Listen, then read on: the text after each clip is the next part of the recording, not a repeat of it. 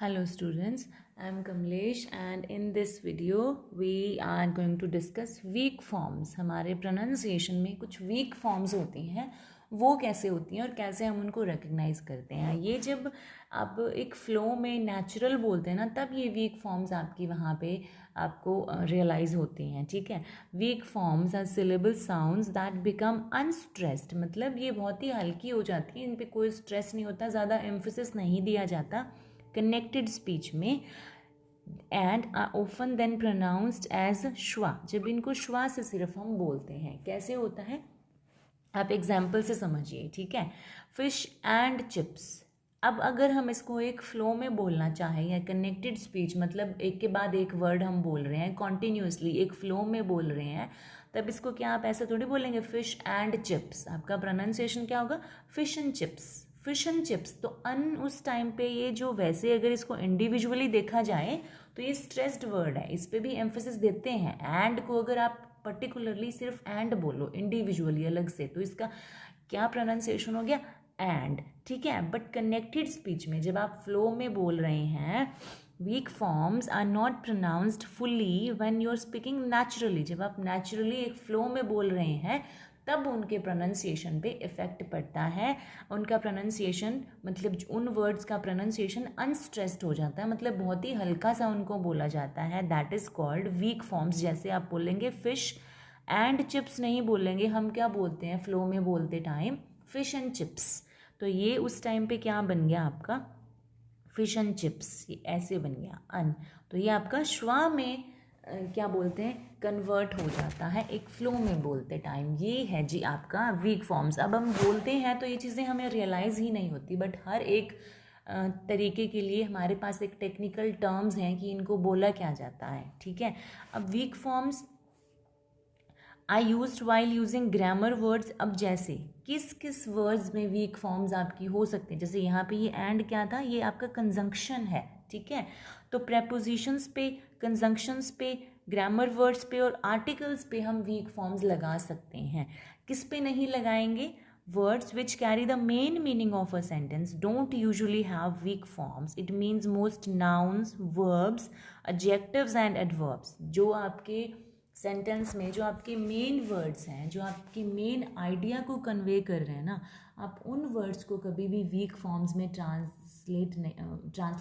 आप उनको week forms में कन्वर्ट नहीं कर सकते. मतलब उनका प्रोनाउंसिएशन स्ट्रेस्ड है तो वो स्ट्रेस्ड ही रहेगा, आप उसको अनस्ट्रेस नहीं कर सकते, आप उसको हल्का फुल्का नहीं बोल सकते. तो आप किसको बोल सकते हो?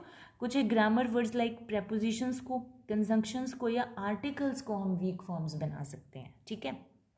इसके भी रूल हैं कि किसको आप वीक फॉर्म्स बना सकते हैं और किसको नहीं. अब जैसे प्रेपोजिशंस होते हैं, जैसे टू है, वो, एज, ऑफ, एट, ये क्या है आपकी वीक फॉर्म्स हो सकती हैं.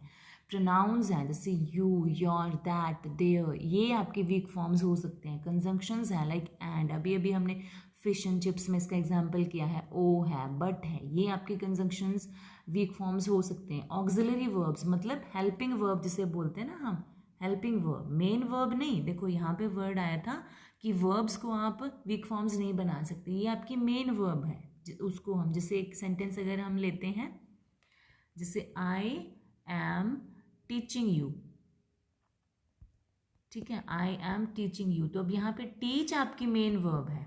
ठीक है. ये मेन वर्ब है और ये आपकी हेल्पिंग वर्ब है. तो आप हेल्पिंग वर्ब को तो वीक बना सकते हो, बट इसको आप मेन वर्ब के प्रोनाउंसिएशन को अनस्ट्रेस नहीं कर सकते. ठीक है. तो ये डिफरेंस है आपके.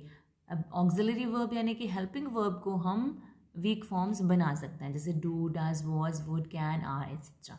अब देखिए एग्जाम्पल देखिए. I are coming. I are coming. अब देखो जब हम इसको एक फ्लो में बोलते हैं, I are coming to the cinema with us tomorrow, तो अब ये जो वर्ड्स है ना, आई, ये दोनों जॉइंट हो जाएंगे, मतलब कनेक्टेड में ना ये ऐसे बन जाएंगे आय. ठीक है. आय, ये ऐसे बन गया आय कमिंग. इसको हम नहीं बना सकते. अगर आपको प्रोनाउंसिएशन पे नहीं जाना ना, तो आप सीधा एक फंडा याद रखिए कि प्रोनाउंस को, कंजंक्शंस को, हेल्पिंग वर्ब्स को या प्रेपोजिशंस को आप वीक बना दीजिए, और बाकी जो आपके मेन वर्ब्स हैं, नाउन हैं, एडजेक्टिव्स हैं, जो भी बचेंगे इनके अलावा वो आपके वीक नहीं हो सकते। जैसे अभी यहाँ पे ये आपकी हेल्पिंग वर्ब है, ये प्रोनाउन है, तो दोनों वीक हो गए। कमिंग आपकी मेन वर्ब है, आप इसको वीक नहीं बनाएंगे, ठीक है। ये आपका वीक हो जाएगा, प्रेपोजिशन है। ये आपका आर्टिकल है, प्रेपोजिशन सॉरी वीक हो जाएगा। सिनेमा क्या है, आपका मेन वर्ब है, मेन मीनिंग है आपका, तो इसको हम वीक नहीं करेंगे। विद को नहीं करेंगे, अस को हम कर देंगे क्योंकि प्रोनाउन है, ठीक है। टुमारो को नहीं करेंगे, ठीक है। तो आपके जो स्ट्रेस्ड कौन कौन से रहेंगे, कमिंग, सिनेमा, विथ, टुमारो। ये आपके मेन वर्ड्स हैं जो आपके आइडिया को, मेन आइडिया को कन्वे कर रहे हैं। तो ये सारे जो रेड कलर में है ना, ये सारे रहेंगे स्ट्रेस्ड रहेंगे, यानी कि इनको आप वीक फॉर्म्स नहीं बना सकते, बाकी सारे ये आपके वीक फॉर्म्स हो जाएंगे, ठीक है। तो इस सेंटेंस में 5 वीक फॉर्म्स हैं,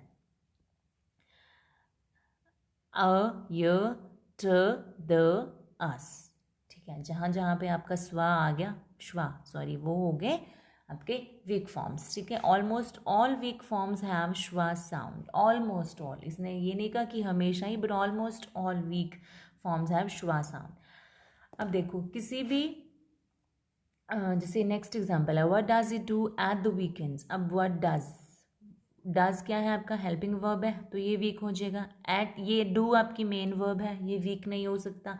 ये एट आपका प्रपोजिशन है, ये हो गया, द आर्टिकल है, ये हो गया, तो ये 3 आपके वीक हो जाएंगे। बाकी ये जो व्हाट ही डू वीकेंड्स हैं, इनको आप वीक नहीं कर सकते। What does he do at the, अब इन दोनों को आप जब कनेक्टेड में बोलेंगे तो ये अर्ध बन जाएगा, ठीक है। तो इनका स्ट्रेस कम हो जाएगा, अनस्ट्रेस्ड हो जाएंगे, वीकेंड से ये स्ट्रेस्ड रहेगा, ठीक है। तो ये हो गया आपका। The word do is not weak, क्योंकि ये मेन वर्ब है, डज हेल्पिंग वर्ब है, इसलिए ये वीक हो जाएगा, ठीक है।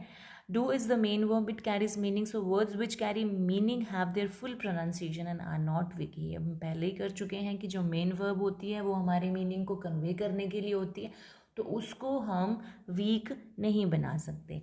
जैसे कि अब नेक्स्ट एग्जाम्पल लेते हैं, आई कुड हैव डन। अब देखिए कुड हैव, अब आप इसको ऐसे बोलने की ज़रूरत नहीं है। जब आप इसको फ्लो में बोलेंगे कि I could have done, no, I could have done, could have, ये कुड हैव बन जाएगा आपका, तो ये अनस्ट्रेस्ड हो जाएगा, ये आपकी वीक फॉर्म हो जाएगी। आइड, ये ऑलरेडी आई वुड को आइड ऑलरेडी वीक फॉर्म बना रखी है इसकी, ठीक है। तो ये ऐसी होती हैं आपकी वीक फॉर्म्स। तो weak forms are unstressed. On the other hand, strong forms are stressed and have the full pronunciation. Strong forms are used to give emphasis on something. Emphasis depends on meaning. अब जो emphasis भी है आपका meaning पे depend करता है कि आप किस वर्ड के किस पार्ट पे ज़्यादा emphasis दे रहे हो, किस वर्ड को आप ज़्यादा मतलब स्ट्रेस देना चाहते हो, ठीक है।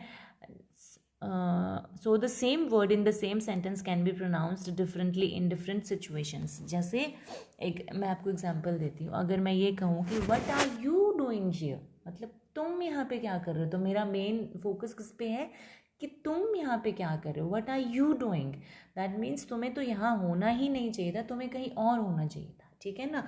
तो हम जिस जिस वर्ड पे स्ट्रेस देते हैं ना, हमारा मीनिंग चेंज हो जाता है। अगर इसी सेंटेंस को मैं ऐसे बोलूँ, what are you doing here, तो अब मेरा फोकस किस पे है, डूइंग पे है। तो अब तुमसे नहीं है, तुम यहाँ हो, ठीक है, तुम आ गए कोई बात नहीं, बट तुम यहाँ कर क्या रहे हो, वो चीज़ है कि तुम्हें करना कुछ और चाहिए था, कर तुम कुछ और रहे हो। What are you doing here, तो यहाँ पे मेरा एम्फेसिस डूइंग पे है। तो आप किस वर्ड को स्ट्रेस देते हो या एम्फेसाइज करते हो, वो आपके मीनिंग पे डिपेंड करता है, ठीक है। चलिए अब नेक्स्ट एक और इम्पॉर्टेंट थिंग है, there is one more important thing, the last word of a sentence can never be week.